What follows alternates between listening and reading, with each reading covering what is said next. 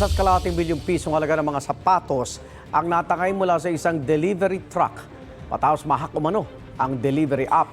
5 ang inaresto. Paliwanag naman ng mga suspect na utusan lang sila na buhatin ang mga kahon ng sapatos.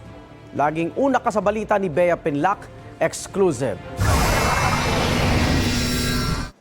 Sa kulungan na sinalubong ng lalaking yan ng bagong taon, kasama ang 4 niyang kapitbahay na kasabot niya umano sa pagtangay sa sandamakmak na sapatos mula sa isang truck na binok sa isang delivery app. Ayon sa pulisya, nag-book ng delivery truck ang seller para mapadala ang 60 box ng sapatos mula Maynila patungo sa buyer sa Pasay. Pero and later on, nagulat siya nung naka-receive siya ng cancellation details. Pero na-receive na yung mga parcel. Nakuha na yung 60 boxes ng sapatos bago siya maka-receive ng cancellation details. From there, nabago din yung drop-off location ng mga items. ang halaga ng kahon-kahon ng sapatos nasa 1.5 million pesos ayon sa pulisya. Ang drop-off location sa app naging Las Piñas imbis na sa Pasay. Agad raw pina-check ng seller ang logbook ng bodega nila para matunto ng driver na nag-pick up sa mga sapatos. Nakipag-cooperate naman siya kasi kahit siya mismo nagtataka kasi medyo alanganin yung lugar na pagbababaan niya.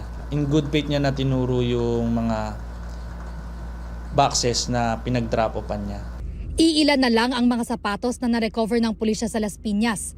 Ang halaga nito, humigit kumulang 200,000 pesos. Ang iba, posibleng nabenta na matapos i-pick up ng isang van ayon sa pulisya. Arestado ang 5 suspect, kabilang ang kapatid ng itinuturong hacker ng truck delivery app. For now, under investigation pa rin kung paano nangyari yung ganon na biglang nagbago yung rider and yung drop-off location.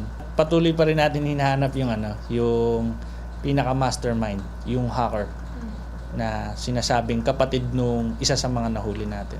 Giit ng ilang suspect, tumulong lang sila sa pagbuhat ng mga kahon. Hindi namin alam kung saan galing yung yun, ma'am Kargada na yun. Pero sabi sa amin ng nag-aano doon, kasi magkapera. Kaya binuhat namin. Kala po namin bayad na po na parang biyaya na lang po sa lugar namin. Kala po namin pamasko po ng ng pinaka doon sa may sa amin.